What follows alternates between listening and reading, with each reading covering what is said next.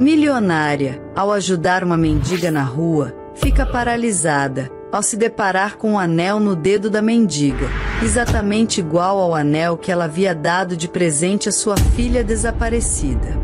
Agora, antes de começar, se você gosta de conteúdos como este, já vai deixando seu like, se inscreva no canal e comente aí embaixo o que achou desta história. A sua opinião é muito importante aqui para nós do canal Histórias Comoventes. Agora sim podemos começar. Clara Menezes era o tipo de mulher que o mundo invejava. Milionária, dona de uma rede de hotéis de luxo espalhada pelo Brasil, ela tinha tudo que alguém poderia desejar: uma carreira de sucesso, uma mansão em um bairro nobre de São Paulo e, até 3 anos atrás, uma filha que era a luz da sua vida, Isabela. Mas desde que Isabela desaparecera misteriosamente em uma viagem de férias com amigos, a vida de Clara se tornou um emaranhado de sombras e incertezas. Ela nunca deixou de procurar a filha. Investiu milhões em detetives particulares, cartazes, buscas em comunidades online e até em métodos pouco convencionais. Mas nada parecia trazer respostas. A única lembrança física de Isabela que Clara guardava era um anel de ouro com uma pequena safira azul, algo que ela mesma tinha mandado fazer como presente de aniversário. Era único, exclusivo, uma joia desenhada sob medida. Naquela manhã fria de julho, Clara estava a caminho de uma reunião em seu hotel mais recente no centro de São Paulo. Durante o trajeto, o trânsito parou, como sempre acontecia na capital. Impaciente, ela pediu ao motorista que estacionasse em uma esquina, decidida a caminhar até o destino. Mal sabia que aquele momento mudaria sua vida para sempre. Do outro lado da rua, em meio aos pedestres apressados e às barracas de camelôs, Clara viu algo que a fez parar de repente. Uma mulher, sentada no chão, com roupas rasgadas e um cobertor velho sobre os ombros, estava pedindo esmolas. O rosto da mulher estava parcialmente coberto por cabelos desgrenhados, mas algo na figura lhe chamou a atenção. Talvez fosse o modo como ela segurava uma pequena sacola, como se guardasse algo precioso. Clara hesitou. Ela não costumava parar para olhar mendigos, não por desprezo, mas porque evitava confrontar o tipo de dor que o dinheiro não podia resolver. No entanto, dessa vez, algo a puxou. Seus olhos fixaram-se nas mãos da mulher, que seguravam a sacola com força. E foi então que Clara viu um anel. Um anel dourado com uma safira azul. Seu coração disparou. Era idêntico ao que ela tinha dado a Isabela. Mas como aquele anel exclusivo, feito sob medida, podia estar no dedo de uma mulher desconhecida, aparentemente sem teto?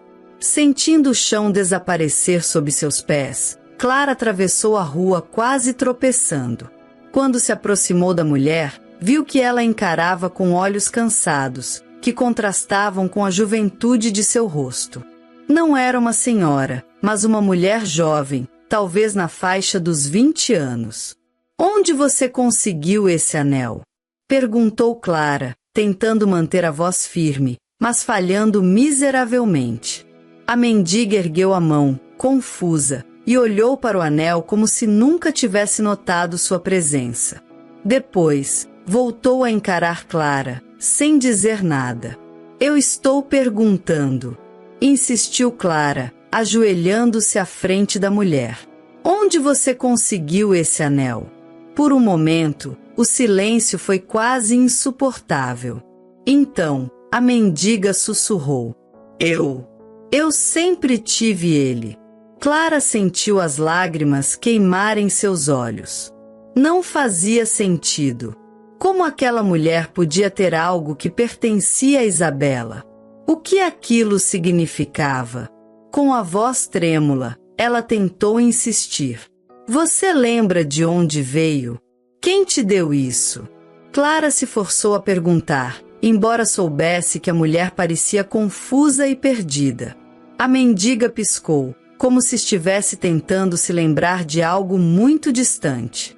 Finalmente, ela disse: "Não, Não lembro de muita coisa. Só sei que acordei um dia na rua, com isso no dedo. O mundo de Clara começou a girar. O mistério estava lançado. Quem era essa mulher? Como ela tinha o anel de sua filha desaparecida? E o mais importante, o que isso significava para o destino de Isabela? Clara levou alguns segundos para se recompor. Ela não podia deixar essa mulher escapar. Algo no mistério do anel reacendeu uma fagulha de esperança que ela achava estar extinta há muito tempo. Como você se chama? Perguntou Clara, tentando não soar agressiva. A mulher hesitou, como se estivesse buscando no fundo de sua memória por algo. Depois de alguns segundos, ela respondeu: Júlia. Acho que é isso. Clara sentiu um arrepio percorrer seu corpo. Ela não sabia se o nome era verdadeiro, mas havia algo no tom hesitante de Júlia que a fazia acreditar que a mulher não estava mentindo, apenas perdida. Júlia, eu quero te ajudar, disse Clara, mais decidida do que nunca. Mas preciso saber mais sobre você. Por favor, me diga qualquer coisa que você lembre. A mendiga olhou para Clara com um misto de desconfiança e vulnerabilidade. Clara percebeu que, embora a aparência de Júlia fosse precária, sua pele estava limpa e seus traços eram delicados, quase refinados. Eu não lembro muito, disse Júlia, finalmente. Só sei que eu estava sozinha. Sempre estive. Clara percebeu que pressioná-la não seria eficaz. Em vez disso, decidiu agir de outra forma. Tudo bem, Júlia. Por favor, venha comigo. Você precisa de ajuda. No início, Júlia relutou. Parecia que ela não estava acostumada a receber qualquer tipo de gentileza, muito menos de uma mulher tão bem vestida como Clara. Mas, após alguns minutos de insistência, Júlia cedeu. Clara a levou para sua casa. Ao entrar na mansão, Júlia parecia assustada, como se não conseguisse compreender como havia parado em um lugar tão luxuoso. Os pisos de mármore, os lustres de cristal e os móveis requintados pareciam deslocados na mente de alguém que estava acostumado ao concreto frio das ruas. Enquanto Júlia tomava um banho, Clara se sentou na sala de estar com o anel em mente. Cada detalhe da joia estava gravado em sua memória. O design, a textura, a safira cuidadosamente encaixada. Ela não tinha dúvidas de que aquele era o anel de Isabela. Mas como ele tinha chegado até Júlia? Clara fez uma ligação rápida para Marcelo, seu braço direito na rede de hotéis e o único amigo em quem confiava cegamente. Marcelo, eu preciso de um favor. Quero que investigue o histórico de uma mulher chamada Júlia. Ela não sabe o sobrenome, mas deve ter registros de alguma internação, algum abrigo, qualquer coisa. Ah, e preciso de informações sobre o anel dela. Marcelo, acostumado com os pedidos incomuns de Clara, respondeu com firmeza. Vou cuidar disso agora mesmo, Dona Clara. Enquanto esperava, Clara começou a refletir sobre o passado. Lembrou-se do dia em que Isabela desapareceu. Ela havia saído com amigos para uma praia no litoral norte de São Paulo. Segundo os relatos, todos haviam voltado, menos Isabela. A polícia investigou o caso por meses, mas nenhuma pista concreta foi encontrada. A dor era insuportável, mas Clara nunca desistiu. E agora, havia uma nova esperança. Depois de algumas horas, Júlia saiu do banho. Vestia roupas limpas que Clara havia separado, mas seu comportamento continuava retraído. Sentada no sofá da ampla sala, Júlia parecia uma criança perdida em um lugar desconhecido. Você disse que não lembra muito do seu passado, certo? Perguntou Clara, sentando-se ao lado dela. Júlia assentiu. Não lembro. Às vezes, tenho flashes de lugares, pessoas, mas nada faz sentido. Flashes? Que tipo de lugares? Clara perguntou, inclinando-se para a frente. Júlia parecia desconfortável. Não sei, um quarto com luz fraca, cheiro de mar, e alguém segurando minha mão. Clara congelou. Luz fraca. Cheiro de mar.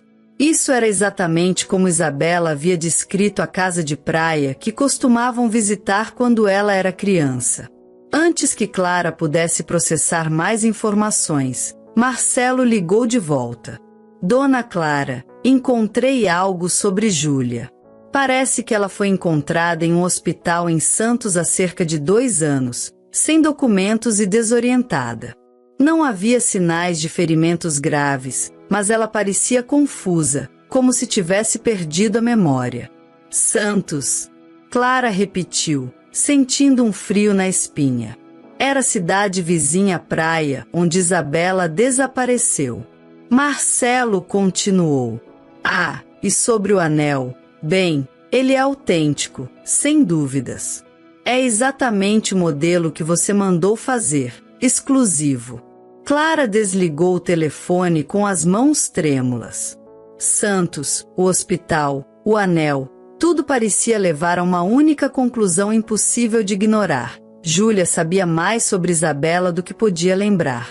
Nos dias que se seguiram, Clara se dedicou completamente a entender quem era Júlia e como o anel havia chegado até ela.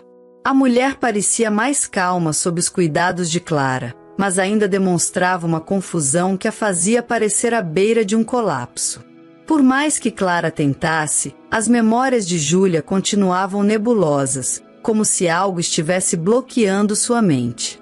Certa manhã, Clara decidiu fazer algo que há muito vinha adiando: revisitar a casa de praia onde Isabela desaparecera. Com Júlia a tiracolo, ela acreditava que o local poderia ser a chave para despertar alguma lembrança adormecida. A viagem até o litoral foi tensa. Júlia olhava pela janela com um olhar distante, e Clara tentava não pressioná-la com perguntas, embora estivesse morrendo de ansiedade. Quando chegaram à casa, uma pequena residência isolada com vista para o mar, Júlia pareceu inquieta. Clara observou enquanto a mulher caminhava lentamente pelo jardim, os olhos examinando cada detalhe do lugar. "Você reconhece alguma coisa?" Clara perguntou, a voz repleta de esperança. Júlia parou na entrada da casa. Colocou a mão na porta, fechou os olhos e respirou fundo.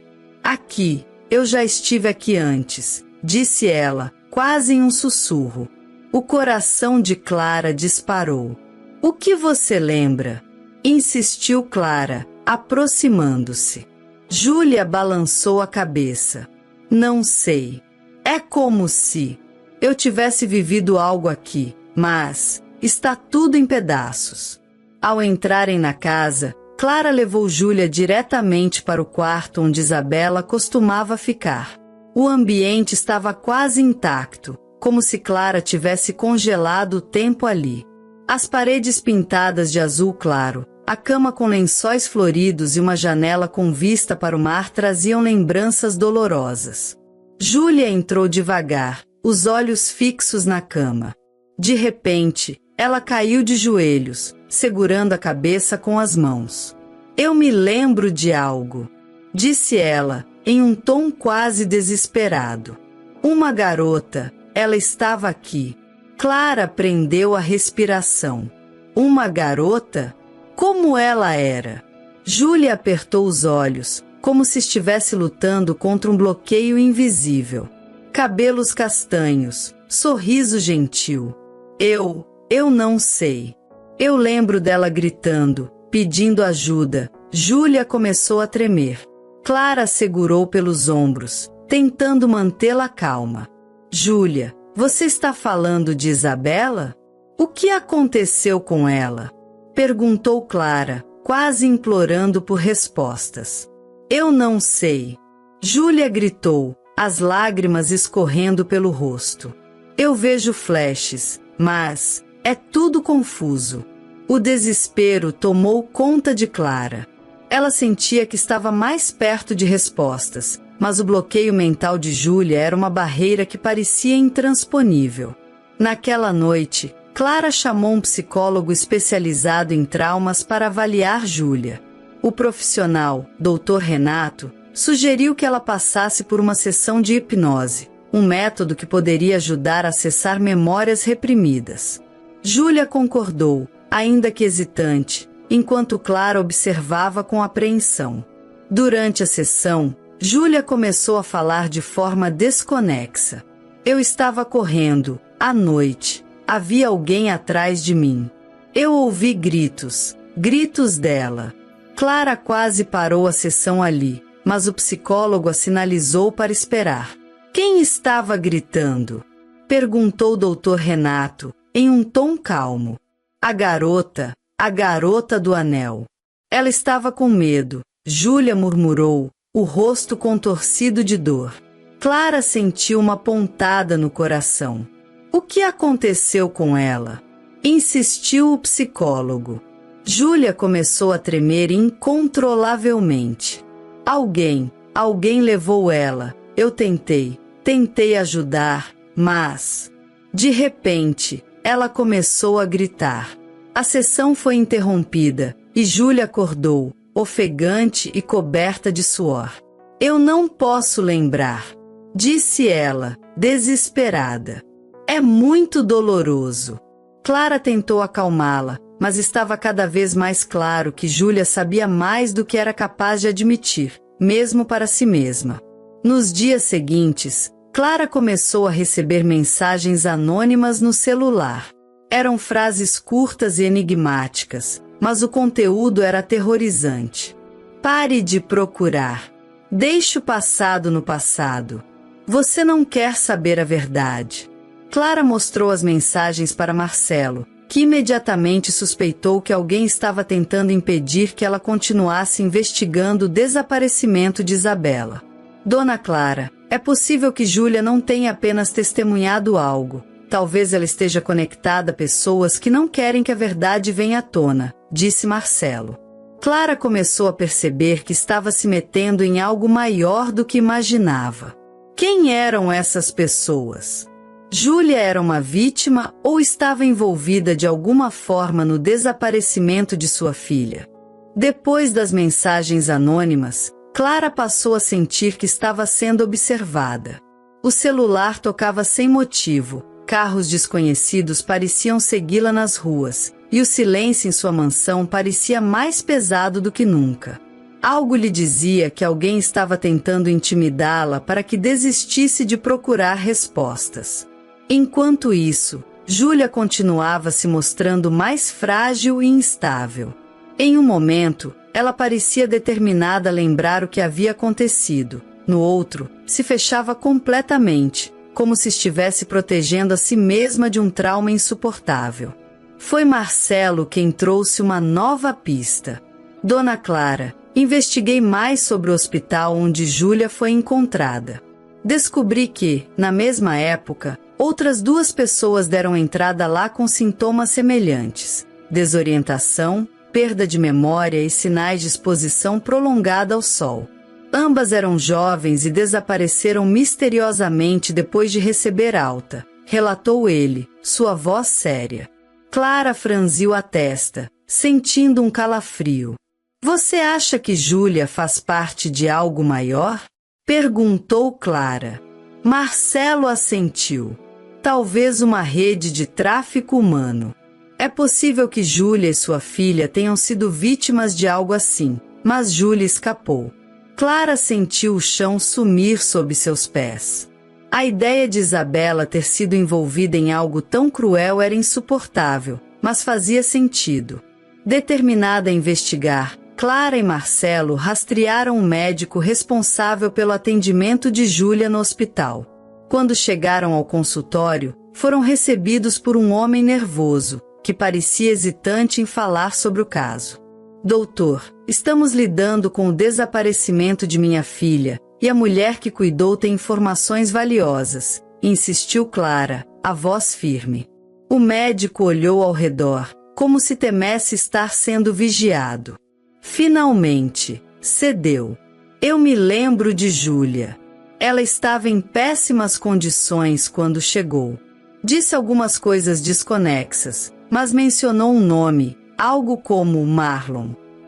Marlon, repetiu Clara, anotando o nome imediatamente.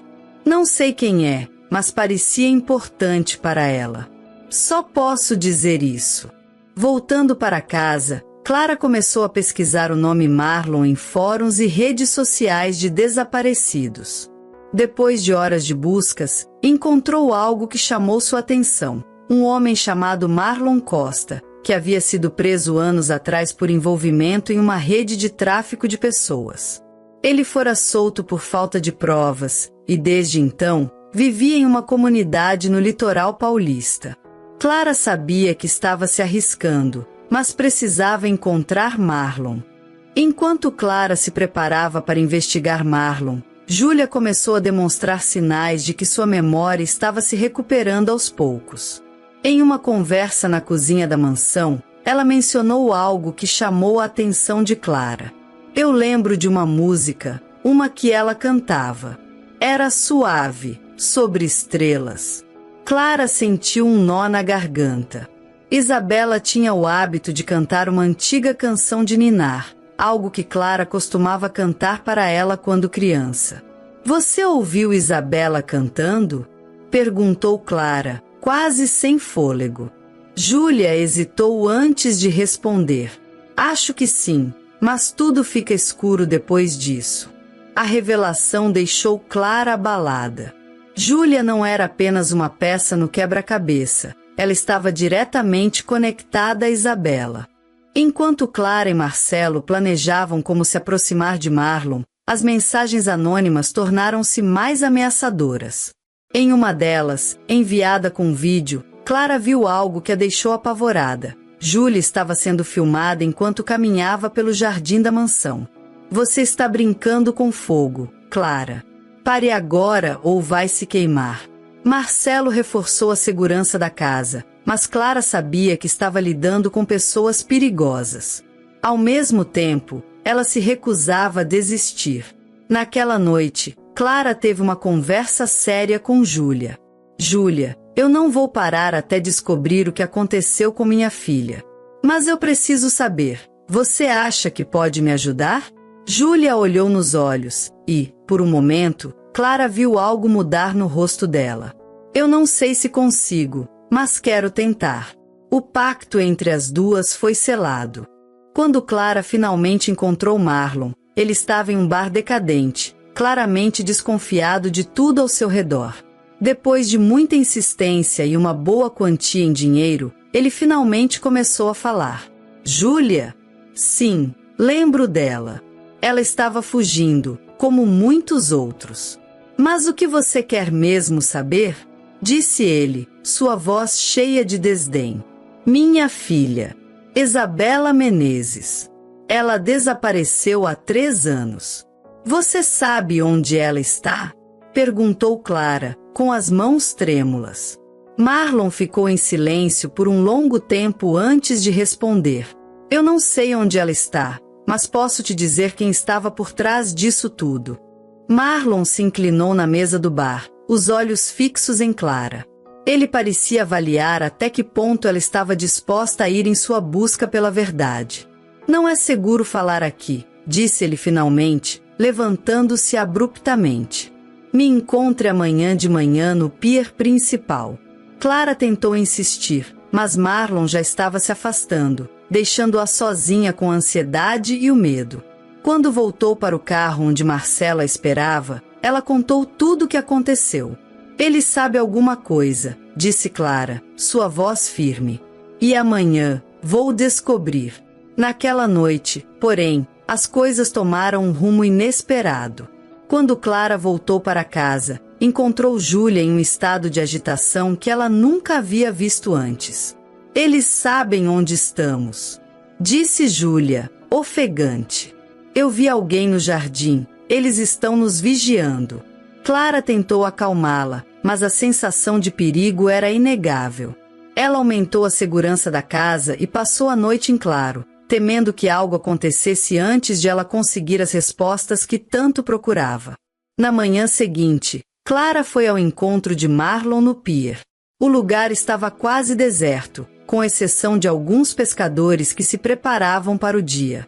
Marlon estava lá, como prometido, mas antes que Clara pudesse falar, ele entregou a ela um pequeno envelope. "Tudo o que você precisa está aí", disse ele, olhando ao redor nervosamente. "Mas cuidado, essas pessoas não brincam." Clara abriu o envelope rapidamente. Lá dentro havia uma única fotografia e uma anotação escrita à mão. A fotografia mostrava uma jovem com cabelos castanhos e sorriso gentil. Era a Isabela. Ao fundo da imagem, havia um prédio abandonado com um letreiro quase ilegível que dizia Armazém Estrela do Mar. "Onde fica isso?" perguntou Clara, com a voz trêmula. "Na zona portuária, perto de Santos", respondeu Marlon. "Mas escute, esse lugar não é seguro. Eles usavam isso como ponto de encontro para negócios sujos. Se você for lá, vá preparada." Clara não perdeu tempo. Ela ligou para Marcelo, que rapidamente organizou tudo para a viagem ao local. Mas, enquanto Clara e Marcelo planejavam, algo horrível aconteceu. Quando Clara voltou para casa para buscar Júlia, ela encontrou o lugar revirado. Móveis estavam quebrados e papéis estavam espalhados por todos os lados. "Júlia!" gritou Clara, correndo de um cômodo para outro. Mas Júlia não estava lá. O pânico tomou conta de Clara. Ela sabia que isso era um aviso. As pessoas que haviam enviado as mensagens anônimas agora estavam jogando duro. No chão da sala, Clara encontrou algo que gelou seu sangue. O anel de Isabela, ainda no chão, ao lado de um bilhete. "Desista ou ela será a próxima." Clara sentiu uma raiva e determinação que nunca havia sentido antes. Essas pessoas já haviam tirado sua filha dela. Agora, estavam ameaçando outra vida. Com Marcelo ao seu lado, Clara foi até o endereço do Armazém Estrela do Mar. O lugar era ainda mais sinistro do que a foto havia sugerido. Um prédio abandonado, com janelas quebradas e um silêncio que parecia gritar perigo. "Tem certeza disso, Dona Clara?" perguntou Marcelo, enquanto eles estacionavam o carro a uma certa distância. "Tenho que fazer isso. Não posso perder outra pessoa", respondeu Clara, com firmeza. Os dois entraram no prédio com lanternas e celulares prontos para qualquer eventualidade. O lugar estava deserto, mas havia sinais de que alguém estivera lá recentemente. Marcas de pneus no chão, restos de comida e até uma jaqueta deixada sobre uma cadeira. De repente, Clara viu algo que a deixou sem ar. Em uma das paredes, havia uma série de fotografias coladas de forma desorganizada. Entre elas, havia imagens de Isabela. Algumas eram antigas, claramente tiradas antes de seu desaparecimento, mas outras eram mais recentes. "Eles a mantiveram aqui", murmurou Clara, sentindo as lágrimas brotarem. Enquanto investigavam o local, Marcelo encontrou algo ainda mais perturbador: uma pequena cela improvisada nos fundos do armazém.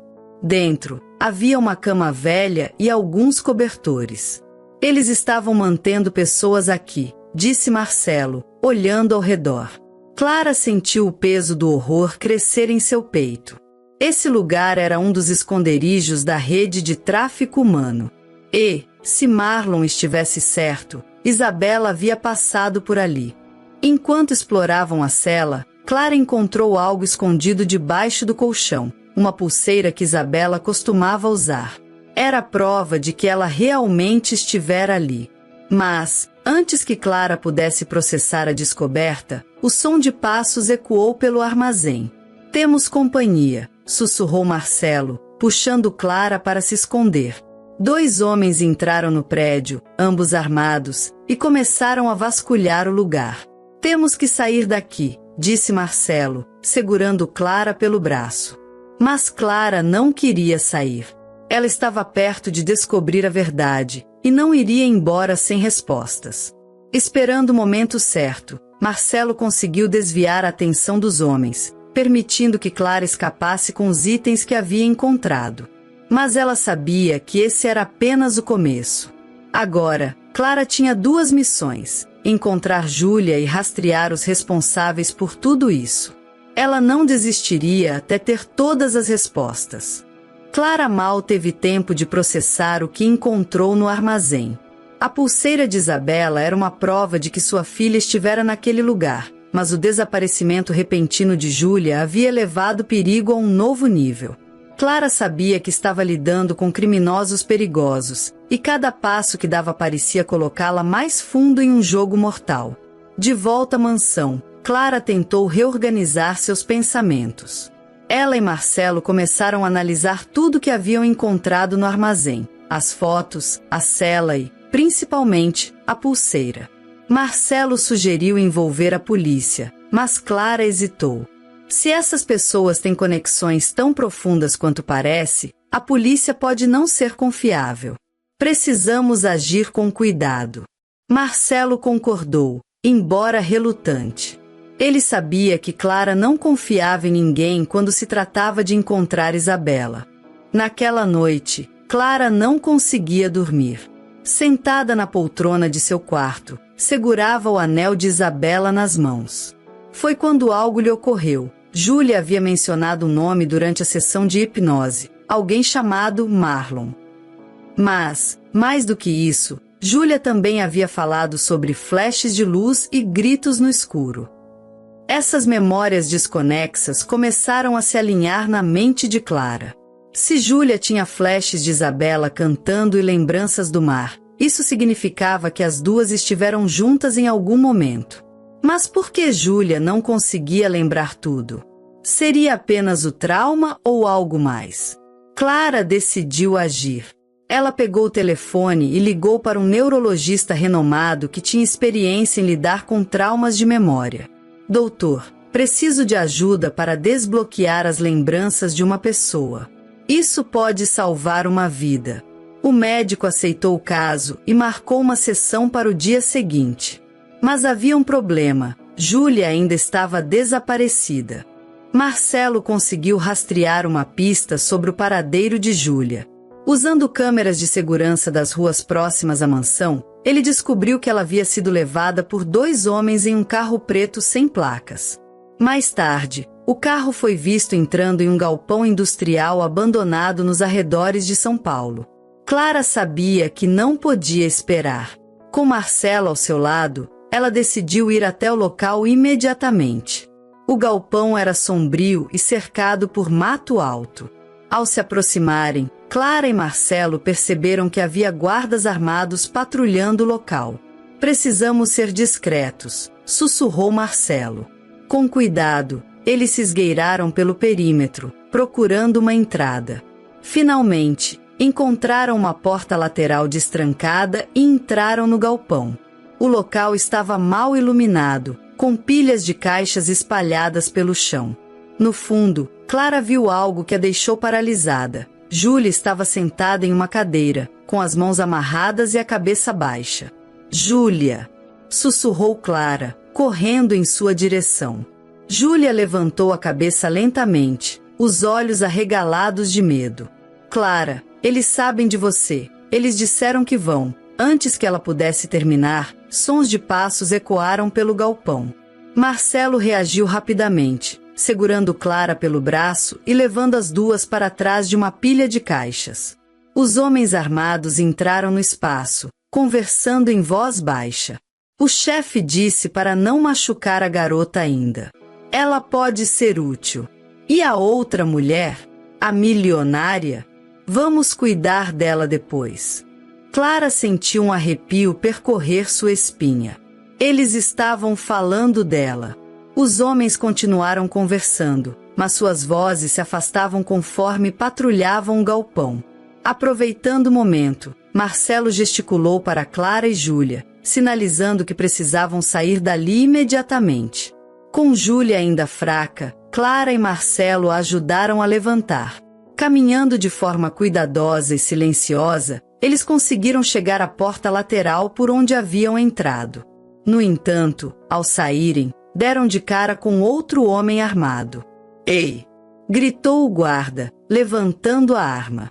Marcelo agiu rápido, empurrando o homem e derrubando a arma de sua mão. A luta foi rápida e intensa.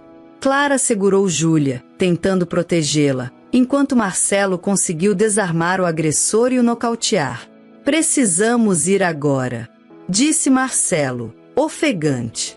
Os três correram em direção ao carro estacionado próximo ao local.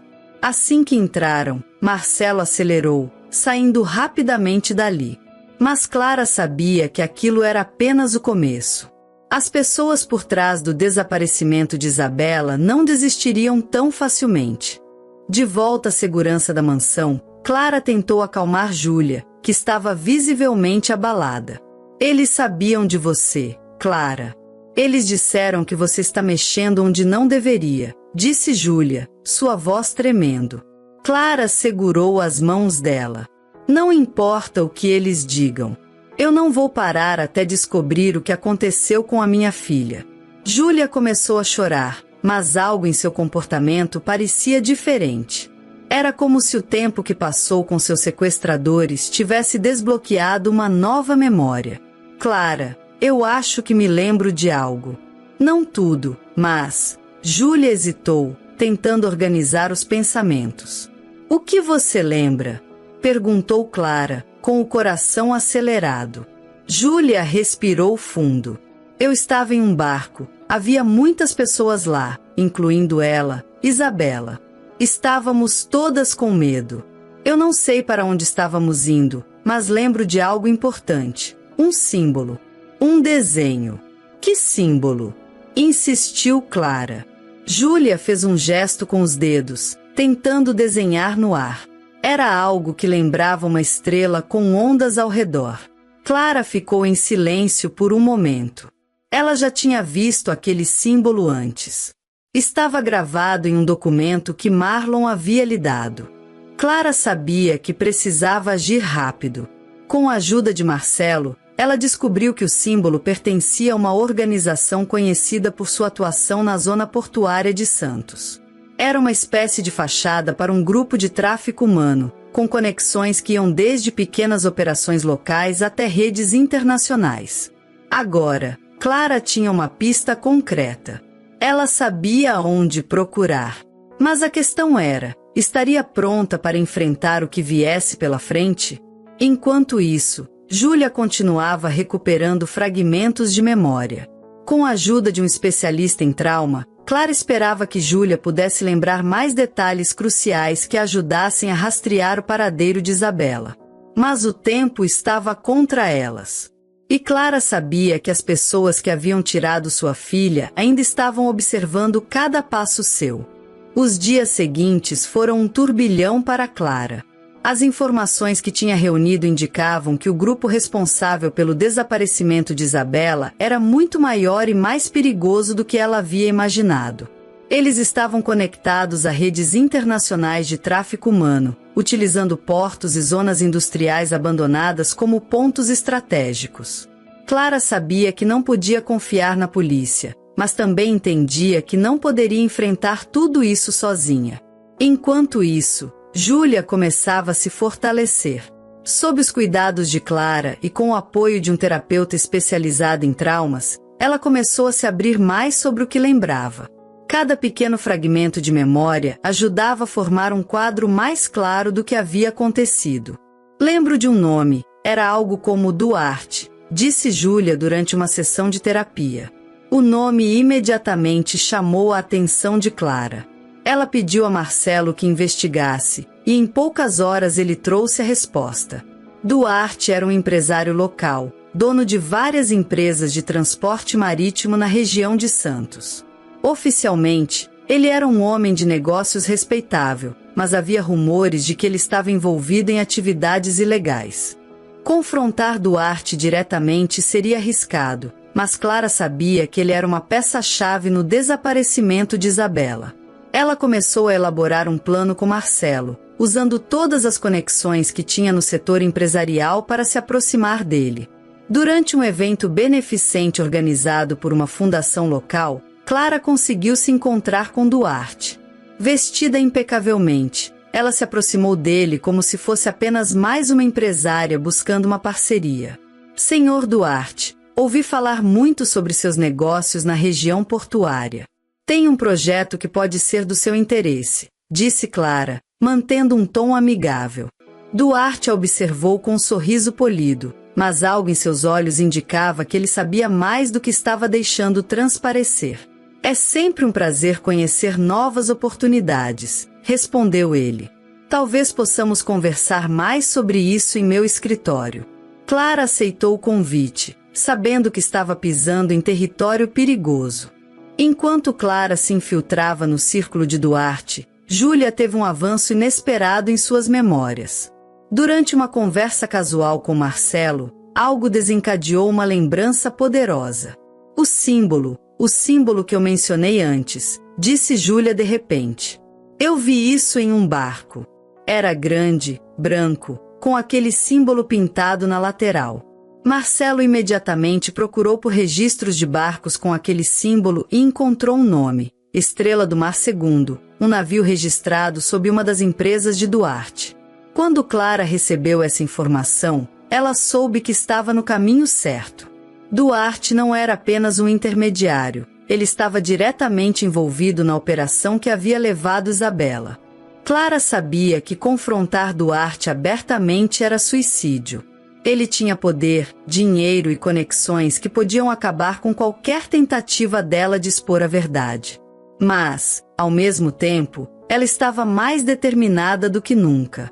Ela começou a trabalhar em um plano mais elaborado, envolvendo não apenas Marcelo, mas também aliados improváveis.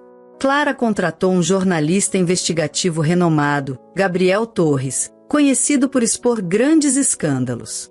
Com a promessa de uma história explosiva e provas contundentes, Gabriel concordou em ajudá-la a reunir informações suficientes para derrubar Duarte. Enquanto isso, Clara começou a se preparar emocionalmente para o pior. Durante uma conversa com Júlia, ela finalmente abriu seu coração. Sabe, por muito tempo eu pensei que nunca encontraria respostas. Cada dia sem Isabela era como uma eternidade. Mas você apareceu, Júlia.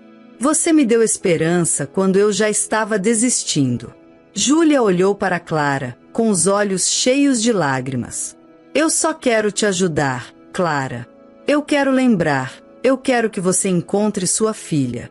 As duas mulheres se abraçaram, formando um vínculo que transcendia suas circunstâncias. Com a ajuda de Gabriel, Clara conseguiu infiltrar um rastreador em um dos navios de Duarte. Eles descobriram que o Estrela do Mar II faria uma parada em um porto clandestino naquela semana, um lugar conhecido por sua conexão com operações ilegais. Clara sabia que seria sua melhor chance. Ela e Marcelo organizaram uma equipe de resgate com a ajuda do jornalista, que prometeu que qualquer evidência coletada seria transmitida ao vivo para garantir que ninguém pudesse encobrir os eventos.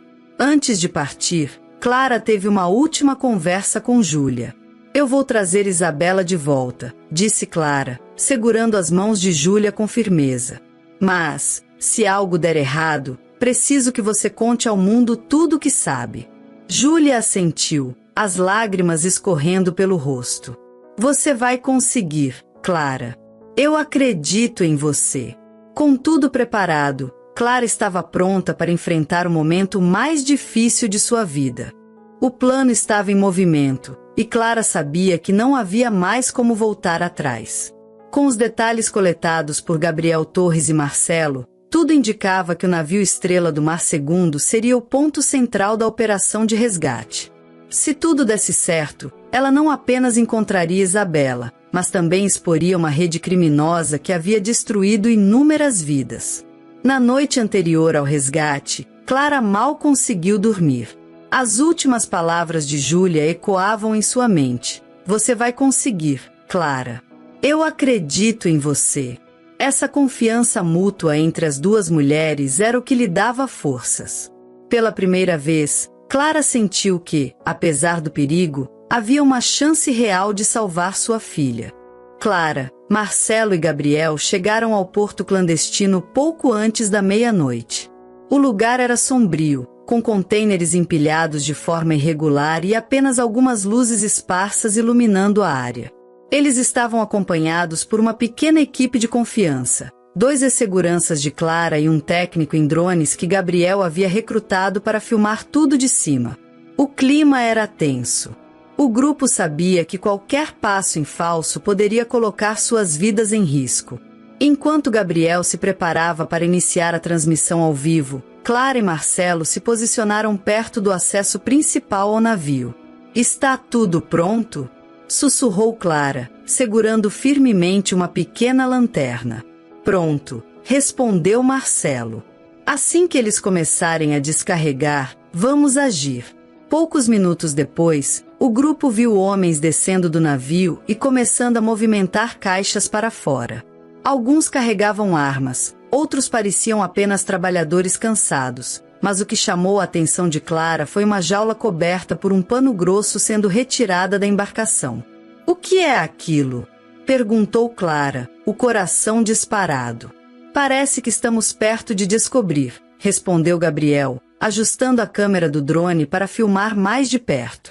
Clara e Marcelo começaram a se mover em direção ao navio, enquanto Gabriel mantinha uma distância segura, narrando tudo o que via para sua transmissão ao vivo. A ideia era simples. Enquanto Clara e Marcelo encontravam evidências ou pistas sobre Isabela, Gabriel garantirá que tudo fosse documentado e transmitido em tempo real. Quando chegaram mais perto da jaula, Clara conseguiu ver uma figura dentro dela, uma jovem, magra e claramente debilitada. Não era Isabela, mas a visão reforçou sua determinação. De repente, um dos homens armados viu algo no céu, o drone. "Ei, tem algo estranho aqui!" gritou ele, apontando para o equipamento. A tensão subiu rapidamente. Clara e Marcelo se esconderam atrás de uma pilha de contêineres, tentando evitar serem vistos. "Gabriel, desça o drone", sussurrou Marcelo pelo rádio. "Não posso. Estamos ao vivo. O mundo precisa ver isso", respondeu Gabriel. O confronto parecia inevitável. Um dos guardas começou a se aproximar do container onde Clara e Marcelo estavam escondidos. Clara segurou a respiração, o coração batendo tão forte que parecia ecoar no silêncio da noite. No último segundo, Marcelo surpreendeu o guarda, desarmando-o silenciosamente. Eles sabiam que não poderiam se dar ao luxo de fazer barulho. Enquanto o caos aumentava com os homens tentando derrubar o drone, Clara e Marcelo aproveitaram para se infiltrar no navio. A embarcação estava parcialmente iluminada, com corredores estreitos e cheios de caixas empilhadas. "Por aqui", disse Marcelo, guiando Clara para uma área mais isolada. Foi então que Clara viu algo que a fez congelar. No fundo de uma sala trancada, havia várias mulheres sentadas no chão, algumas chorando, outras completamente apáticas. E ali, no meio delas, estava Isabela. "É ela", Clara sussurrou, as lágrimas escorrendo pelo rosto. Isabela estava magra e abatida, mas era impossível não reconhecê-la. Clara sentiu um misto de alívio e desespero. "Precisamos tirá-las daqui agora", disse Marcelo, já tentando abrir a porta trancada. Mas antes que pudessem fazer qualquer coisa, o som de passos pesados ecoou pelo corredor.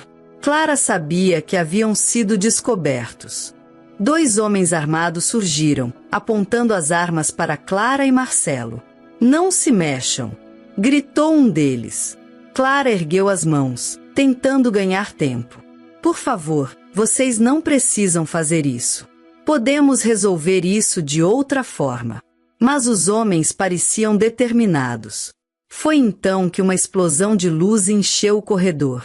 Gabriel havia acionado uma distração com o drone, jogando luz intensa diretamente nos guardas. Marcelo aproveitou o momento para desarmá-los, e Clara correu até Isabela, abraçando-a com força. "Mamãe", disse Isabela, a voz fraca, mas reconhecendo Clara. "Sim, meu amor.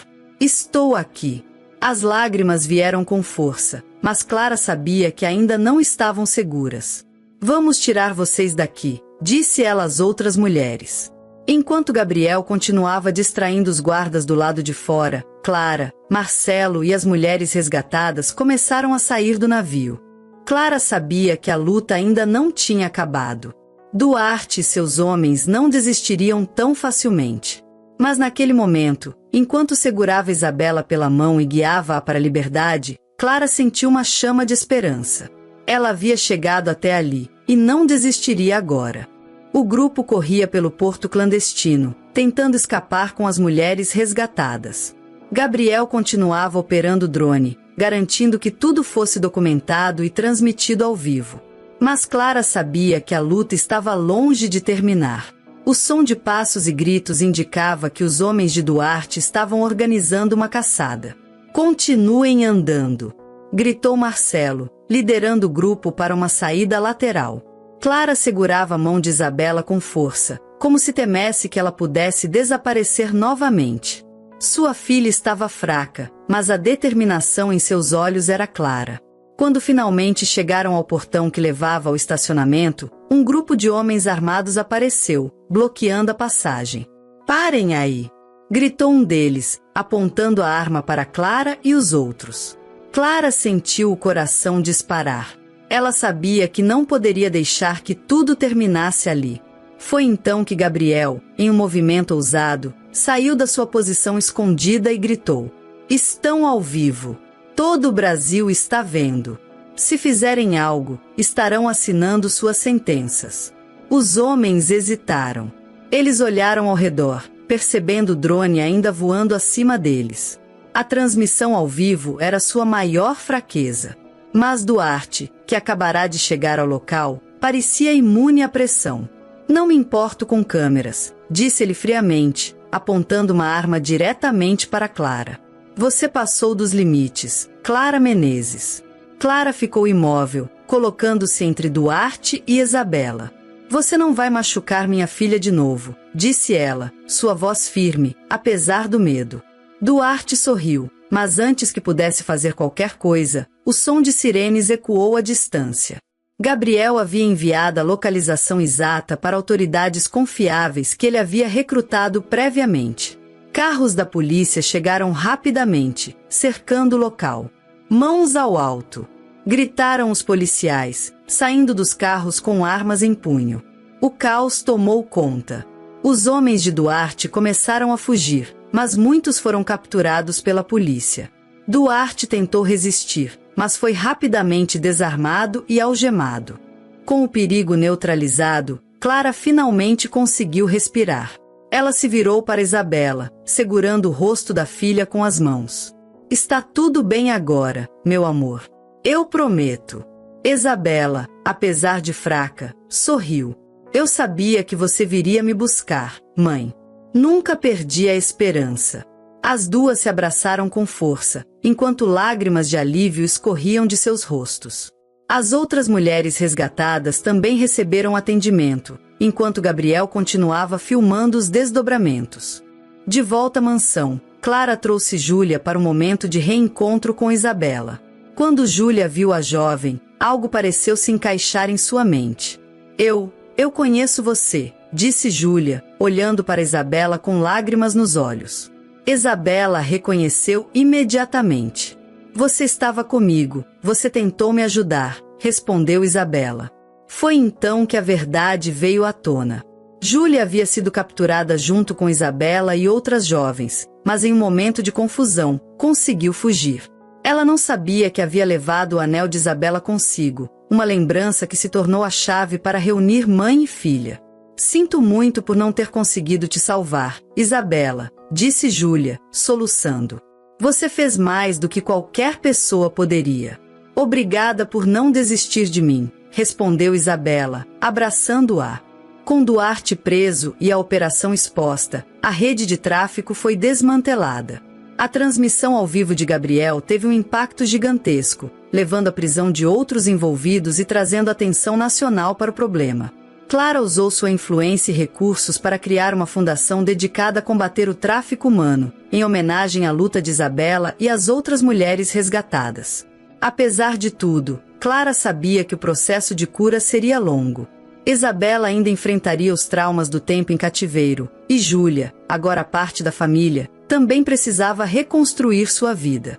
Numa tarde tranquila, as três estavam no jardim da mansão. Isabela segurava o anel que havia voltado para ela, enquanto Clara e Júlia observavam. Esse anel é mais do que um presente. É um símbolo de tudo que passamos, disse Isabela. Clara sorriu, segurando a mão da filha. E é também um lembrete de que nunca devemos desistir de quem amamos. Júlia, agora com um semblante mais leve, concordou. Vocês me salvaram tanto quanto eu ajudei vocês. Somos uma família agora. O sol brilhava, e pela primeira vez em anos, Clara sentiu que a paz finalmente estava ao seu alcance. Meses haviam se passado desde o resgate no porto. O Brasil ainda comentava sobre o escândalo da rede de tráfico humano que Clara Menezes havia ajudado a expor. A história de Isabela e das outras mulheres resgatadas se tornou um símbolo de resistência e esperança, e a nova fundação criada por Clara, chamada Estrela da Liberdade, estava sendo reconhecida internacionalmente por seu trabalho de apoio a vítimas e combate ao tráfico de pessoas. Apesar de tudo, Clara sabia que a verdadeira vitória não estava nos prêmios ou no reconhecimento, mas no fato de sua filha estar novamente ao seu lado. Embora Isabela ainda enfrentasse os traumas deixados por sua experiência, ela era uma jovem resiliente e determinada a superar o passado. Naquela tarde, Clara, Isabela e Júlia estavam reunidas no terraço da mansão, desfrutando de um momento de tranquilidade. A risada de Isabela ecoava pelo jardim, algo que Clara temia nunca mais ouvir. Você deveria ter visto a cara da minha mãe quando achou que o drone fosse cair, brincou Isabela, relembrando o dia do resgate. Clara sorriu, mas também sentiu uma pontada de emoção ao se lembrar de tudo pelo que haviam passado. Foi um risco necessário, minha filha. E valeu a pena, porque você está aqui comigo agora. Júlia, que observava as duas com carinho, finalmente se sentiu à vontade para dizer algo que vinha guardando há dias. Clara, eu não sei como agradecer por tudo que você fez por mim. Você podia ter me deixado na rua, mas decidiu me dar uma chance. Por causa disso, pude te ajudar a encontrar Isabela, e hoje sinto que tenho uma família novamente. Clara segurou a mão de Júlia, os olhos marejados. Júlia, se não fosse por você, eu nunca teria encontrado minha filha. Nós salvamos umas às outras. Agora, somos uma família, e isso nunca vai mudar. Com o tempo, Clara ajudou Júlia a reconstruir sua vida. Júlia começou a trabalhar na Fundação Estrela da Liberdade, usando sua própria experiência para ajudar outras vítimas a encontrarem esperança e propósito novamente. Isabela, por sua vez, retomou os estudos e começou a fazer palestras para conscientizar jovens sobre os perigos do tráfico humano. Ela usava sua história como uma ferramenta de transformação, mostrando que, apesar do sofrimento, era possível encontrar a força para seguir em frente. Numa manhã ensolarada, Clara foi até o quarto de Isabela e encontrou a filha organizando uma mala. "Vai viajar?" perguntou Clara, curiosa. "Sim, mãe. Quero visitar algumas das meninas que foram resgatadas comigo. Acho que posso ajudar mais estando com elas." Clara sorriu com orgulho. "Você é tão forte, Isabela. Sei que fará a diferença na vida delas." Isabela se aproximou e abraçou a mãe. "Sou forte porque tenho você, mãe. Obrigada por nunca desistir de mim." Clara segurou a filha com força, sentindo que, apesar de todas as cicatrizes, elas estavam prontas para um novo começo. Enquanto observava Isabela partir para sua jornada, Clara refletiu sobre tudo o que havia acontecido. A vida havia lhe tirado muito, mas também lhe dera a chance de recomeçar. Júlia, Isabela e ela própria eram a prova de que, mesmo diante das adversidades mais cruéis, era possível encontrar redenção, cura e esperança. E, naquele momento, Clara soube que sua luta tinha valido a pena. Um ano depois, Clara, Isabela e Júlia se reuniram no auditório principal de uma conferência internacional sobre direitos humanos. Clara foi chamada ao palco para receber um prêmio pelo impacto transformador da Fundação Estrela da Liberdade. Enquanto ela subia ao palco, Júlia e Isabela observavam com sorrisos cheios de orgulho. Clara segurou o microfone e olhou para a plateia. Esta luta não é só minha. É de todos nós. Hoje, somos a prova de que, mesmo nas sombras mais profundas, sempre há uma luz para guiar o caminho. A plateia aplaudiu de pé, e a jornada delas ganhou um novo significado. A história de Clara, Isabela e Júlia nos lembra que nunca devemos desistir das pessoas que amamos e que mesmo nas circunstâncias mais difíceis, a esperança pode ser o fio que nos guia para a luz. O tráfico humano é uma realidade cruel que ainda afeta milhões de vidas ao redor do mundo. Mas juntos, podemos fazer a diferença. Compartilhe esta história com alguém que precisa de inspiração. Reflita sobre como podemos ajudar a combater injustiças e apoiar aqueles que lutam por uma segunda chance. Afinal, cada ação pode acender uma estrela na escuridão.